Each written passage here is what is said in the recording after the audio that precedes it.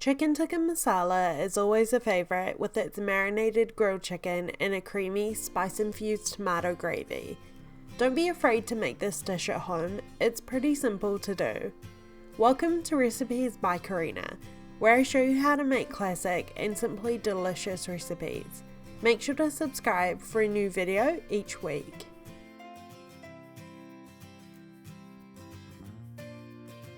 To start, you'll need about 4 chicken thighs, which is about 300 to 400 grams.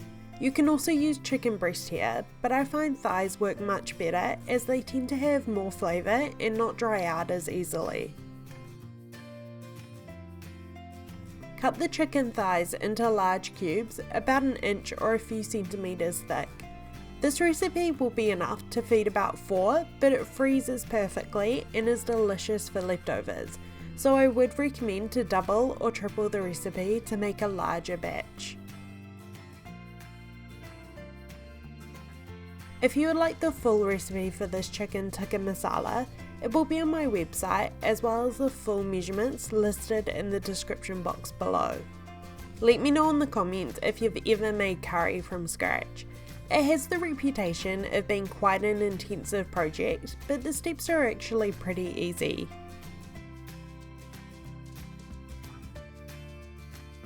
Place your chicken thighs into a medium-sized bowl.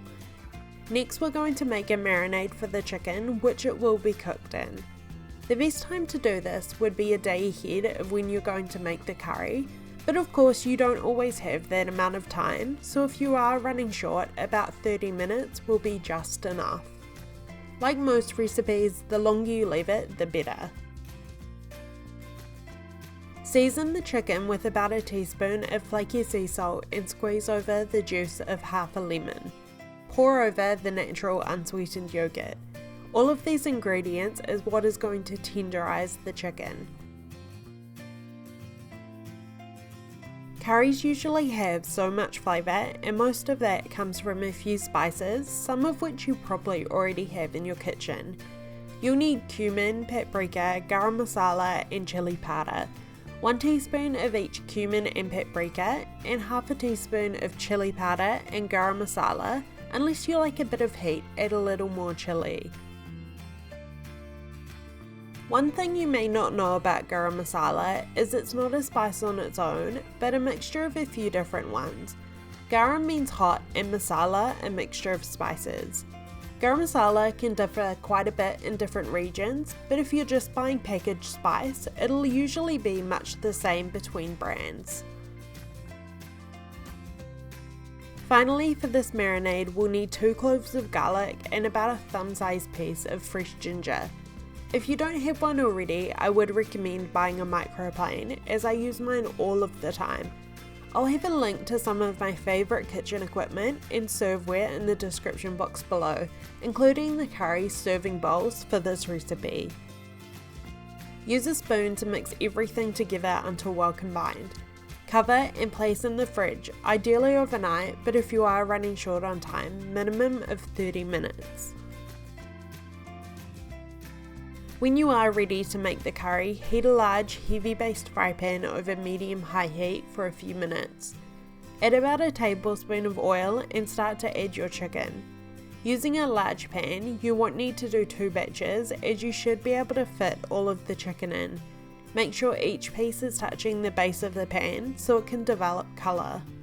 Also, using a frying pan with a heavy base, like a cast iron, means that you don't need to worry too much about overcrowding the pan and losing the heat. The cast iron absorbs the heat, meaning it provides a constant temperature that thinner pans just aren't able to do. Cook the chicken for about 3 to 4 minutes each side. Check a few times to make sure it's not browning too quickly, or turn the heat down a little. You do want a good colour on this though, as that's what's going to provide great flavour. While the chicken is cooking, start to dice a medium-sized onion. It doesn't need to be too fine, just a regular dice works well. If you would like a video on how to cut an onion, as I know it's one of the things that most of us hate to cut, let me know. I'm not a pro, but I do know most of the best techniques.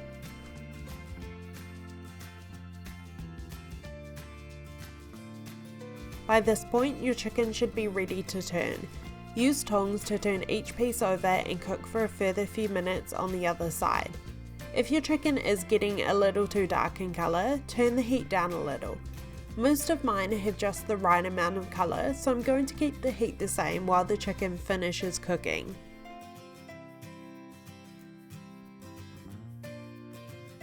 As well as the chicken being full of flavour, we're also going to add a few different spices to the curry sauce.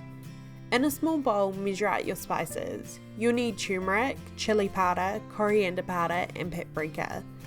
You'll need 3 teaspoons of coriander powder, 2 teaspoons of paprika and half a teaspoon of both chilli powder and turmeric. All of these spices I already had in my pantry as they aren't just used for curries. Paprika, coriander and chilli are also used in making the perfect taco spice mix, so if you don't have these, don't be afraid that the only time you use them is just to make this recipe.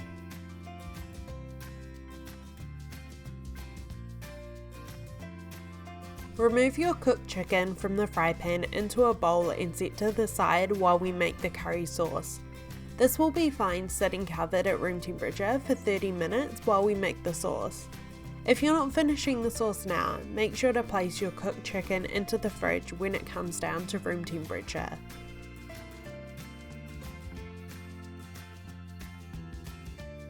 Add a few teaspoons of oil to the same frying pan. If it has a lot stuck to it, use a paper towel to wipe out the inside, but a little just adds extra flavour.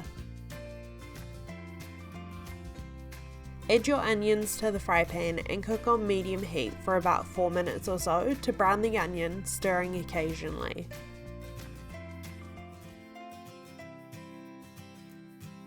While the onions are cooking, slice up your tomatoes. You can use tin tomatoes for this recipe if you can't get fresh tomatoes where you live because of the time of year, but fresh really does work best for this recipe. Use your knife to dice up the tomatoes. They don't need to be uniform shape here as they will cook down in the sauce.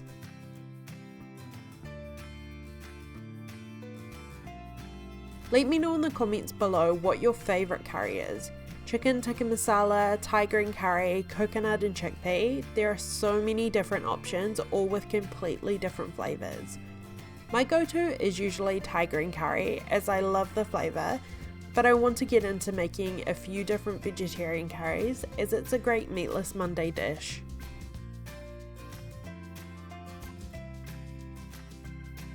When your onions have a good colour to them, use a microplane to grate in ginger and a few cloves of garlic. Stir these through, they don't need too much heat as they will burn quickly.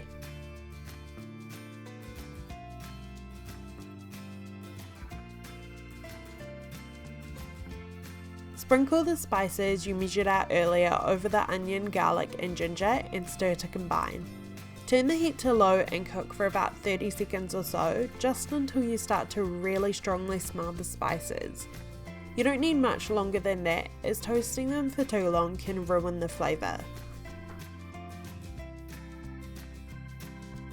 Add your chopped tomatoes to the pan and stir through, turning the heat back up to medium. Cook for a few minutes, breaking the tomatoes down to produce a thick paste.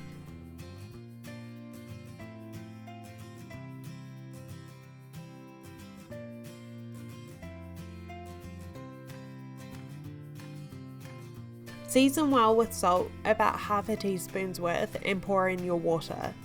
Stir until combined, letting the sauce come up to a simmer before turning it down to low and covering.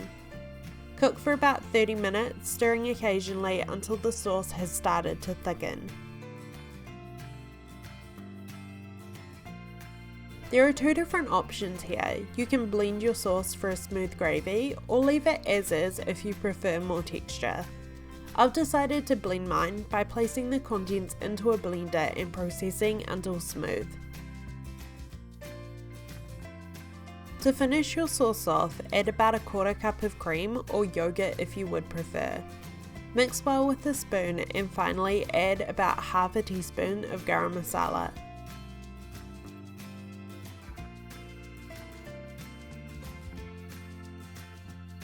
Add your chicken back in, heat through, and your Chicken Tikka Masala is ready. Remember to subscribe for other great recipes and let me know if you would like to see any other curry dishes. Serve your chicken tikka masala with freshly cooked rice, naan and maybe a side of yogurt. Thank you for watching. I hope you enjoyed this recipe and I will see you on my next video.